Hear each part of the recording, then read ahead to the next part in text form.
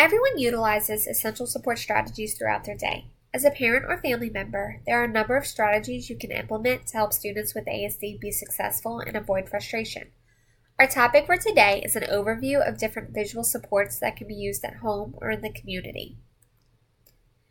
Just to help you see how we all use visual supports, here are some you might create for your trip to the beach. The first one is a song that lists the steps and reason for applying sunscreen. The middle one indicates the different warning flags and what they mean. This might be very important to help someone understand when they cannot go into the water and could prevent unanticipated behavior. And third, there is the beach packing list, which helps everyone stay organized about what to pack for their trip. I'm sure you've heard that visual supports can be very expensive and break the bank. You can create visual supports out of almost anything you have around the house. A lot of the examples you will see today are items that came from the Dollar Tree, Walmart, or even Home Depot. Sometimes you just have to think out of the box with the items you have available to you. So what do we mean when we refer to visual supports? Visual supports illustrate important information, promote independence, provide structure and routine, and help avoid frustration.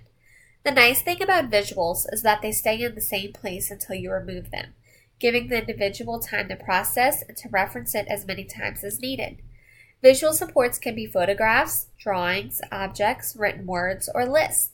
This slide has examples of a schedule a younger child may use to help with transitions during his or her morning and night routine.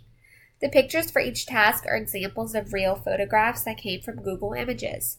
You don't always need an expensive program like Boardmaker to help you find pictures.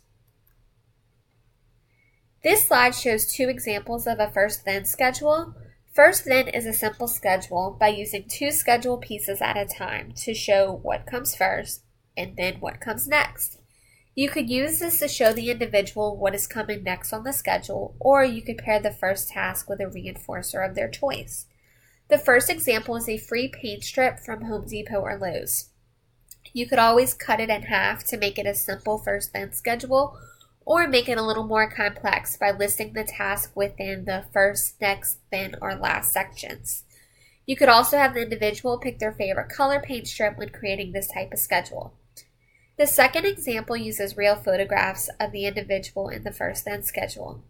You can snap the pictures with your phone and then print them out at Walmart or Walgreens for less than $1. Here's some other examples. The first example shows the morning routine on a lunch paper bag. The individual can remove the picture after she completes each step and put it inside the bag to indicate that that step is finished. The next one on the right is a more sophisticated checklist. It could be used as a self-check for an individual who is working on self-monitoring. This could be created on an index card or loose leaf. Some other examples. The first one shows a schedule for cleaning the kitchen, where the steps are velcroed to an empty Pringles can. And the second one is another example of a self-check, and it shows the steps that need to be completed when an individual is brushing their teeth. You could also use this type of checklist to show the steps to use the bathroom or to wash their hands. And you could also use the paint strips to help break down chores that the individual is responsible for around the house. And these are just two examples, one for cleaning the living room and one for cleaning the kitchen. You could also use visuals to help with transitions. Many aggressive and challenging behaviors can stem from an individual's inability to wait. Teaching an individual to wait is a valuable skill. You could use the wait visual to show the individual they need to wait their turn during games, conversations, at the grocery store, and many other activities or environments. You could use the stoplight visual when they earned a break after completing some of their homework. And again, you can make both of these out of construction paper and markers. You could also use timers to help with transitions between activities. There are many free visual timer apps out there that can be downloaded on your phone or tablet.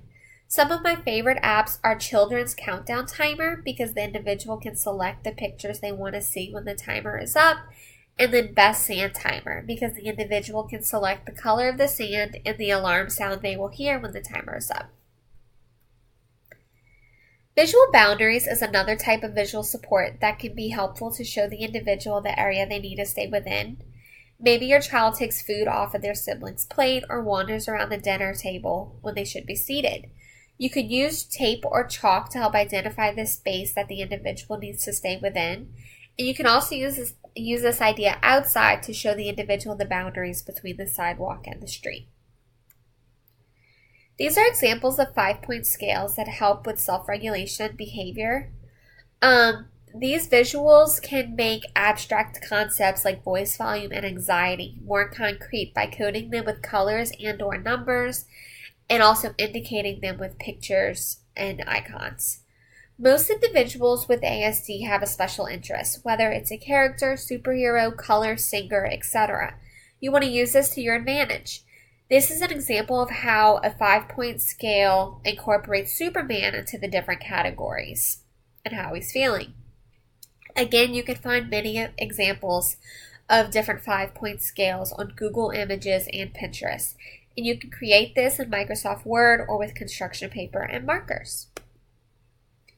If the individual uses the support day after day, I would recommend making it durable to help it last.